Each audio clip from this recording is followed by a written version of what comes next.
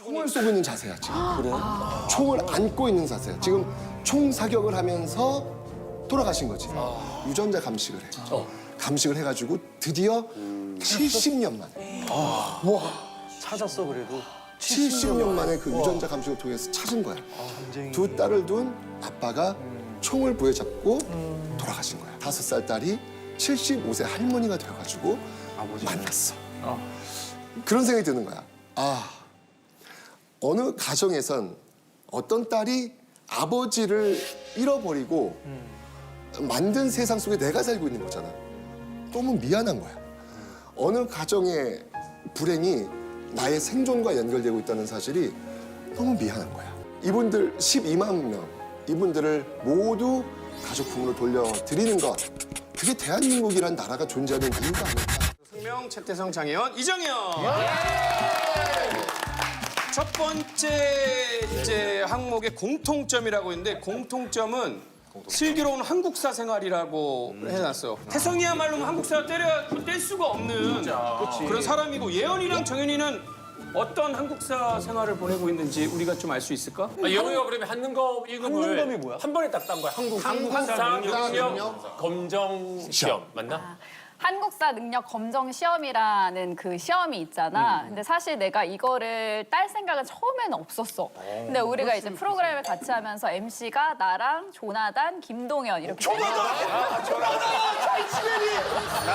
나단이 지금 방귀에서 생각하고 있는 그게 왜 나한테 뭐라고 스케줄이랑 여러 가지 문제가 있어서 이렇게 살아가는데 나단이 오늘 출연한 것 같아. 되게 좋아하겠다 보면서 나단이가 공교롭게. 그래서 나단이랑 동현이 예언이 형도 너도 그랬으면 안 됐지. 그러게 이렇게 세 명이었는데 처음에 나단이가 먼저 시험을 보겠다는 거야. 그래서 너무 잘 됐다. 왜냐면은 3명 중에 1명은 따면 너무 좋으니까. 그래 나단아 따봐라 했는데 나단이가 2급을 땄어. 대단하다. 잘 됐다 그랬는데 어느 날 갑자기 김동현이 본인이 따겠다는 거야. 메달 안 따고. 메달을 안 따고 한 번에 5급에 붙은 거야. 근데 이제 5급은 어떤 기준 잡아줄게.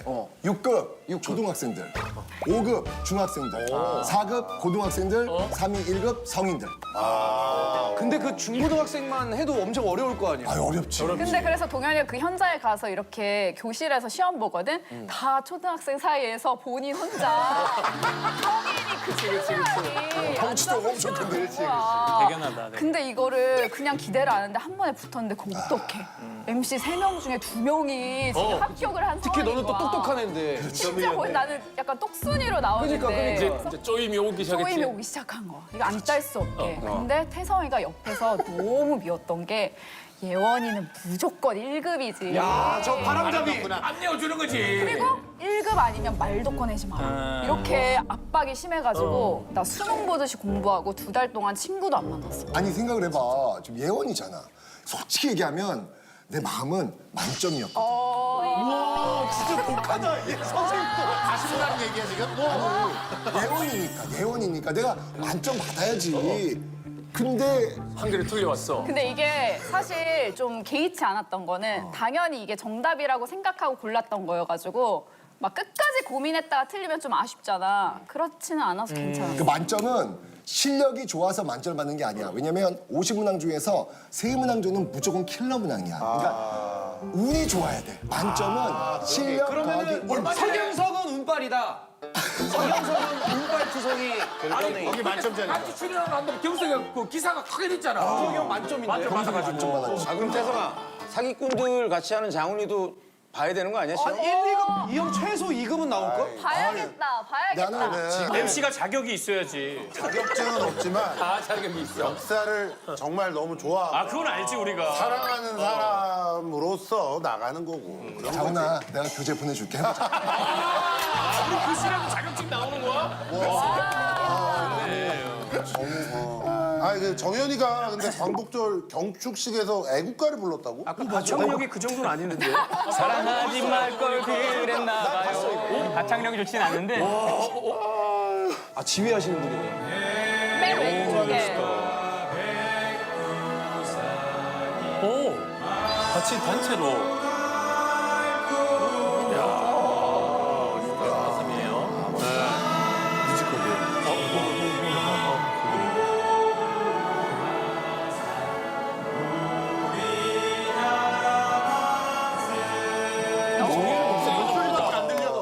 목소리가 큰데? 유공자 후속 대표로 와, 애국가를. 약간 근데 좀 엄청 떨리지 않았어? 이게 막 유공자 엄청 후보잖아. 떨렸지. 저게 대표로 나오는데. 73주년 광복절 경축식이었는데 애국자 후손으로서 초대를 받아서 부르게 되었단 말이야. 할아버지는 이미 돌아가시고 났을 때였고 할머니가 살아계셔가지고 할머니가 보시기에 되게 혼자로서 되게 애틋하게 보실 것 같아가지고 목소리를 크게 하면 방송에 한 커트라도 조금이라도 나오지 않을까? 라는 생각으로 되게 열심히 불렀거든. 합창을 할 때 되게 이렇게 매너 없는 행동이거든요. 미안해, 그걸 몰랐어 내가. 노래를 잘 몰라. 옆에 세 분 마이크 좀 내려주세요. 나머지 세 명 소리는 아무도 안 들었잖아. 미안해, 그걸 몰라가지고. 애국가가 4절이라서 네 분이 저기서 혼자 노래가 없잖아. 1절을 혼자 다 하는 건 줄 알았어. 그걸 몰랐어, 미안해. 그래가지고 그날 근데 사실 저기 아무 지시가 없이 그냥 보신 분들은 혹시나 그렇지. 왜 일본인이 노래를 뭐 이런 얘기 맞다. 댓글들이나 뭐 항의 전화들이 되게 많았다고. 왜 일본인이 우리나라 그렇지 광복절을 몰라? 그렇지 약간 이런 사람도 있을 것 같아 한국으로 귀화를 해가지고 기관했다는 얘기도 들어본 적 있어? 엄청 많이 들었지. 일본인 아니냐라는 말도 많이 들었었고 저 때가 선샤인 끝난 지 얼마 안 됐을 때라 사실은 더 사람들이 더 일본인으로 많이 선샤인에서 오해를 진짜 내가 했었어가지고. 가족들도 악역을 보고 못 잘했어 근데. 얘기했을 거 아니야. 너무 좋아해줬어. 어쨌든 나는 방송에 나오면 사실 가족들한테 자랑을 못 하거든. 혹시라도 편집될까 무서워서. 근데 그 드라마 너무 잘 됐다 보니까 모든 가족분들에게도 행운이었고 애국가 자창도 너무 좋았어. 너무 근데 잘됐다. 정인이는 그 광복절 그 행사에 이제 뭐지 애국가를 불렀는데 우리 태승이는 이번에 광복절 그 행사 그 큰 행사에 MC 다 진두시 해서 광복절 MC 어떻게 해? 안녕하세요. 광복절 MC 진정성은 좋은데 MC는 어떻게 보는지 궁금할 거야. 아니 태성이는 그러면 매년 MC를 하고 있는 거야? 아니 그게 아니라 이제 정희는 이제 73주년이었고 이제 난 그 다음에 74주년이었는데 전화가 온 거야. 저기 청와대인데요. 그때는 청와대였거든. 청와대인데요. 네? 청와대요? 왜요? 저 죄송한데 저희 광복절 행사 좀 맡아 주실 수 있을까요? 나는 이게 보이스피싱인 줄 알았어. 그랬겠네. 네, 아니 광복절 행사는 우리나라 그 국경 기념일 중에서도 가장 큰 행사거든요. 가장 경축일인데 거기에 MC? 난 내 머릿속에 이제 존재하지 않는 거야. 근데 어쨌건 간에 내가 그 기념식 행사장에 있더라고. 그때 내가 최태성 너 성공했구나. 너 잘 살았구나. 라고 이제 느꼈던 그런 순간이었는데 아니 어제 못 봤어? 나 어제 또 나왔는데. 우리도 했어. 어제 아니 볼 걸 그러면 시간상 어떻게 못 보게 됐어. 어디가 쓱 스쳐 지나갔는데. 아니 이게 사실 왜 대단하냐면은 국가의 되게 큰 행사 같은 경우에는 3사 지상파 아나운서가 사실은 뭐 한 해 한 해 돌아가면서 보거든. 근데 그게 아니라 이제 최쌤이 했다는 거 자체가 엄청 역사로서 국민들에게 사랑을 많이 받고 있다라는 뜻이야. 아니 그 광복절 행사에서는 MC 볼 때 뭐 쓸데없는 소리 하거나 웃기거나 이러면 절대 안 되지. 안 돼, 안 돼. 격식이 딱 있어서 내가 볼 때 그러면 앞으로 지금 방금 이렇게- 영철이가 좀 해도 되겠네. 내가 아니 절대 웃기면 안 되니까.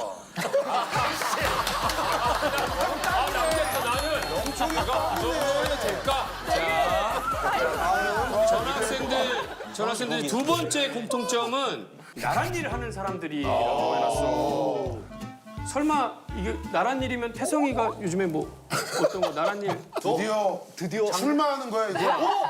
뭐 내가 그런 데는 관심은 없고 내가 사실은 나란 일 뭐가 있냐면 내가 왜 재외동포청이라고 있어. 그 재외 사시는 우리 해외에 사시는 그 분들을 또 이제 케어해 주시는 어떤 그런 곳인데 그 재외동포청이 작년에 시작을 했는데 그 재외동포청 1호 홍보대사를 맡고 있고 거기 그친 게 아니라 국방부 유해발굴 감식단이 있거든. 그 유해발굴 감식단 홍보대사. 어렵게 이렇게 유해 발굴을 했으면 그 후손을 찾아주고 막 그런 이제 그렇지. 그 태극기 휘날리며 엔딩처럼. 그렇지. 정현이는 어떤 나란 일에? 나는 최근에 서대문 형무소 역사관이라고 다들 알고 있잖아요. 알지. 그곳에 홍보하는 영상을 하나 찍게 되었는데 수감하셨던 독립유공자의 역할을 연기를 했어. 그래서 그 연기를 하면서 공부하고 알게 된 게 있는데 독립유공자 후손 찾기라는 사업이 있는 거 알아? 몰랐어. 전혀 몰라. 생각보다 우리가 모르는 독립유공자의 후손을 못 찾은 분들이 되게 많다고 하더라고요. 그렇겠지. 모르니까. 그분들에 우리가 대해서 도와줘야 되잖아. 맞아. 우리가 후손으로서 그분이 우리의 가족이 맞다라는 걸 입증을 하면은 그분의 후손을 인증이 되었으니까 훈장을 전달할 수 있게 되고 그리고 그런 것들에 대해서도 우리가 사업에 대해서 많다라는 거를 관심을 맞아, 가지고 우리가 좀 도움을 알았으면 드려야 돼. 그분들이 없었으면. 그럼. 나는 아나운서를 이제 나라 행사를 진짜 많이 하긴 했는데 여기서 오늘 말하고 싶은 거는 좀 약간 선전포고를 하고 싶어가지고 왜? 그만하겠다고 이제? 안 돼. 방금 어금니 꽉 끼물었다.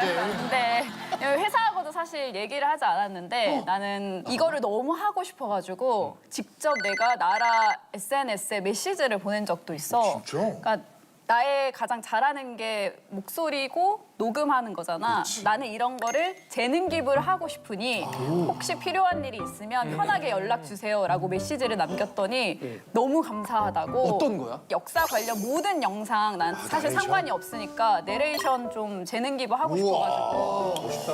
내가 제일 잘할 수 있는 걸로 관심 있는 분야에 좀 재능 기부하고 싶어. 고동이도 이제 조만간 나란일에 뭐? 경남도지사. 경남도지사. 국민 여러분. 톤 좋다. 이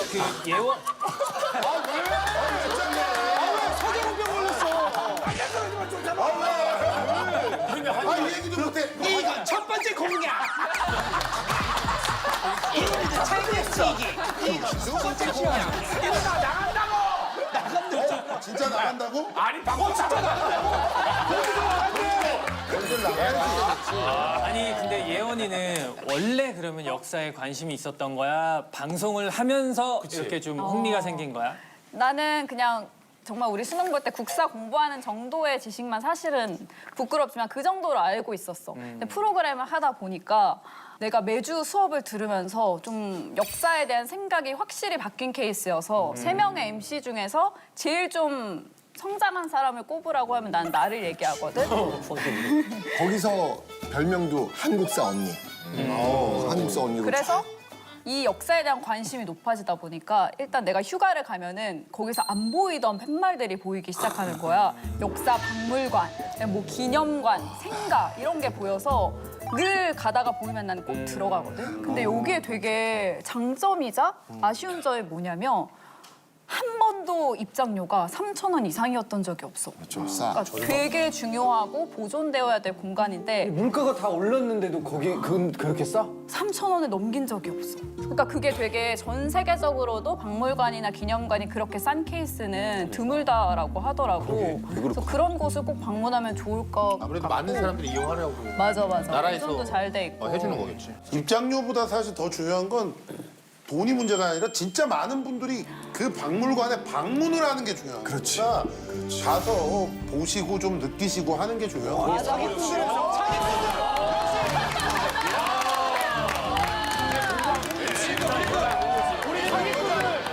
이번 항목은 우리가 기억해야 할 분들이야. 이거 지난 3.1절에도 했었잖아. 아직도 우리가 기억해야 될 분들이 너무 많지, 그지? 내리사랑은 쉽지만 거슬러 올라가는 사랑은 어렵다라는 말이 있거든. 그런데 그 사랑을 받은 사람이 사랑을 준 사람을 기억하는 것 이건 참 어려운 일이다라고 이야기하는 말인데 진짜 우리가 이걸 기억해야 되는 이유는 뭐냐면 받은 사랑이 너무 많거든. 그 받은 사랑을 우리가 기억하는 것. 그래서 오늘도 역시 마찬가지로 기억해야 될 사람 2탄을 우리 1급 자격증에 빛나는 예원이부터. 한국사 언니 예원이부터 해볼 건데 한 개 틀린. 김마리아라고 적어놨거든. 어떤 분이신지 좀 정말 많은 분들이 있는데 고심해서 선정을 한번 해봤어. 사실 나는 평소에 독립운동가에 관심이 많은데 이분은 지금보다 그 시대에 훨씬 유명했고 일본에서 주목할 정도의 여성 독립운동가 김마리아라는 분이신데 도쿄에 있던 우리나라 유학생들이 일본 그 도쿄 한복판에서 조선의 독립을 외친 사건이 있었어.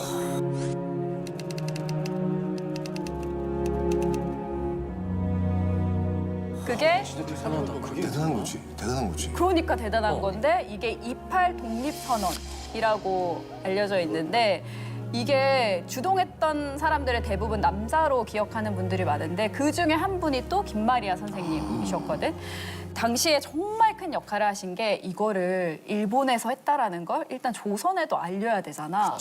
이분이 기모노를 입고 여기 띠를 두르잖아. 기모노 띠를 앞쪽에 그 안에다가 독립선언서를 숨겨서 몰래 입국을 하시는데 성공했어. 사실 그게 발각되면은 그 순간에 사실 처단당해도 어쩔 수 없는 일이 되는 건데 이분께서 이거를 몰래 들여오시면서 그 선언서를 바탕으로 3.1운동의 이제 씨앗을 뿌리게 된 거야. 한 달 뒤, 2월 8일, 한 달 뒤 3월 1일.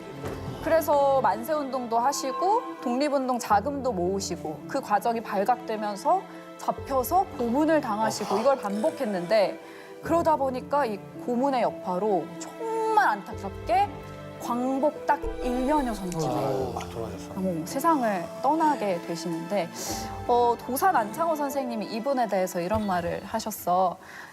김마리아 같은 여성 동지가 10명만 있었더라면 이미 조선은 독립을 했을 것이다 라고 표현할 정도로 엄청나게 용기 있고 되게 오래 기억하고 싶은 분이어서 가지고 왔는데 이렇게 여성분들이 독립운동하는 거는 사실 쉬운 일이 아니었는데 그렇게 지금 족적을 남기셨다는 건 대단하신 거죠. 내가 준비한 이야기는 8.5 감방의 기적이라는 이야기야. 이 이야기의 주인공은 신관빈 선생님과 어윤희 선생님이거든.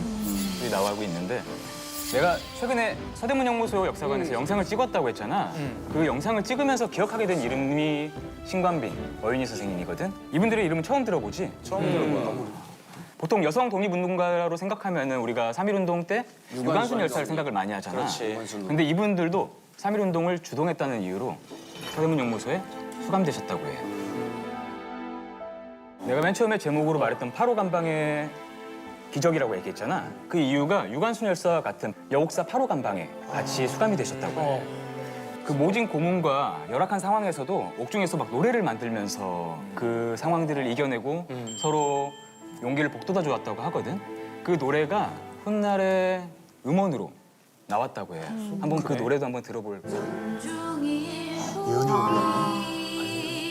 전중일곱이 진흙색 일복이고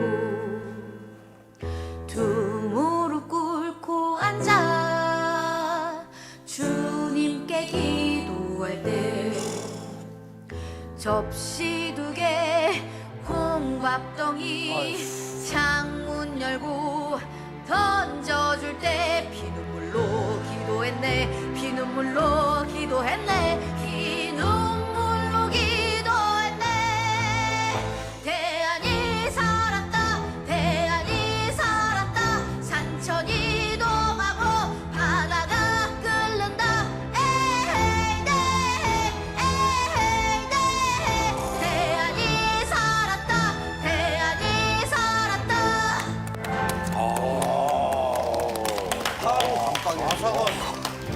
너무 세다. 지금까지는 우리 정연이하고 예원이는 광복을 찾기 위해서 노력한 사람들이라면 나는 광복 이후 출발한 나라를 지키고자 노력한 사람들. 그 이야기를 한번 좀 해볼까 해. 내가 아까 나란히란다 그랬잖아. 어떤 일이었지? 국방부 유해발굴 감식단 홍보대사라고 이야기했는데 주변의 뿌리들을 조심스럽게 자르고 붓으로 흙을 털어냅니다. 확인된 유해는 작은 관에 넣어 약식으로 장례를 치른 뒤 운구합니다. 6.25 전쟁 때 우리가 싸우면서 돌아가신 군인들, 유엔군들 합치면 한 몇 명쯤 될 것 같아? 대략 한 18만 명. 더 많으실 텐데 대략 한 18만 명 정도가 돌아가셨대. 근데 돌아가셨는데 중요한 건 뭐냐면 우리 가족 중에 누군가가 죽은 거잖아. 그렇지? 그러면 어떻게 해야 돼? 그분들 찾아야지. 가족들 품으로 돌아와야 될 거 아니야. 근데 돌아가신 18만 명 중에서 아직도 가족 품으로 돌아가지 못하신 분들이 몇 명이냐면 약 12만 명. 그렇게 거의 다. 그렇지. 나는 그 숫자를 듣고 너무 깜짝 놀랐어. 그래서 이 국방부 유해발굴 감식단 여기서 지금도 매일같이 장병들이 우리가 그 전장에 가서 전투 장소에 있으니까 계속해서 지금 발굴 작업하고 있는 거거든. 이 유해발굴 감식단은 매일매일이 전투야. 이게 그들의 전투야. 그런 과정에서 어느 한 분을 찾은 거야. 저 사진을 한번 봐봐. 자, 이 사진을 한번 보자. 철모다. 철모자가 저 사진을 보면 왼쪽에 보면 지금 어떤 자세인지 알아? 이렇게 꼬꾸라지. 그렇지. 이게 지금 총을 쏘고 있는 자세야 지금. 그래? 총을 안고 있는 자세야. 지금 총 사격을 하면서 돌아가신 거지. 근데 돌아가신 근데 이분은 지금 보면 알겠지만 지금 계급으로 볼 때는 현재 한 상병. 상병이 되고 지금 총을 안고 계시고 실탄들 보이지 지금 실탄들 보이고 저기 지금 만년필도 지금 있어 만년필 그런 어떤 흔적들이 보이고 있는데 사망 원인을 좀 추적해 보면 그 옆에 사진 좀 확대해 볼게. 철모에 철모에 지금 뭐가 있어? 구멍이 났네. 그리고 그 옆에 철모가 벗겨진 거잖아. 그리고 머리가 있는 거야. 지금 보이지? 관통한 거야. 머리로. 관통해서 지금 왼쪽은 해버리고 오른쪽이 철모구나. 그러니까 철모를 뚫고 올 정도면. 전쟁 중에 총이 이제 관통해가지고 돌아가신 이분인데 이분을 찾은 거야. 예, 발굴해서 이분을 찾은 거야. 그래서 이분을 가족품으로 돌려드려야 되는데 수소문했다. 인식표가 없어. 그때는 이제 인식표가 있는 군인도 있고 없는 군인도 있었거든. 이게 일관적이진 않았거든. 그러니까 찾을 방법이 없는 거야. 근데 어쨌건 간에 이분 돌려보내야 드려야 되니까 가족들을 계속 수소문해. 그러다가 돌아가신 가족이 돌아오지 않았습니다. 찾아주세요라고 했던 그 가족들 중에서 유전자 감식을 해. 감식을 해가지고 드디어 70년 만에. 찾았어 그래도. 70년 만에 그 유전자 감식을 통해서 찾은 거야. 이분이 이때 이 나이가 몇 살이었냐면 24살. 24살인데 놀랍게도 이때 5살 딸하고 3살 딸이 있었던 거야. 아빠야 아빠. 두 딸을 둔 아빠가 총을 부여잡고 돌아가신 거야. 그 딸이 나는 눈을 감을 수가 없었대. 아빠가 어렸을 때 그 사줬던 그 오징어가 그렇게 기억이 남는데. 그래서 아빠를 한번 좀 꼭 좀 만나보고 눈을 감는 게 꿈이었는데 5살 딸이 75세 할머니가 되어가지고 만났어. 그런 생각이 드는 거야. 어느 가정에선 어떤 딸이 아버지를 잃어버리고 만든 세상 속에 내가 살고 있는 거잖아. 너무 미안한 거야. 어느 가정의 불행이 나의 생존과 연결되고 있다는 사실이 너무 미안한 거야. 그래서 이 모습을 보면서 이분들 12만 명, 이분들을 모두 가족품으로 돌려드리는 것, 그게 대한민국이라는 나라가 존재하는 이유가 아닐까. 국방부 유해발굴 감식단은 계속해서 그 일을 해야 되는데 제일 중요한 게 뭐냐면 지금처럼 보면 알겠지만 유전자 이게 매칭이 돼야 돼, 매칭이. 그래서 8촌 이내에 혹시 6.25 전쟁 때 돌아가신 가족이 있으시다면 전화를 꼭 좀 해줘. 어떤 전화번호 어디서 얻으면 어렵지 않아. 1577 5625. 5625. 1577 5625. 전화만 걸면 어디 갈 필요도 없어. 직접 이분들이 오셔가지고 여기 솜으로 이렇게 유전자 감식 긁어가지고 그걸로 매칭하는데 지금 저렇게 기다리고 있는 분들이 너무 많아. 발굴이 지금 되고 있는데 매칭이 안 돼가지고 계속 계시는 분들이 많으니까 1577 5625로 꼭 전화해서 반드시 가족품으로 돌아갈 수 있도록 해주셨으면 좋겠습니다.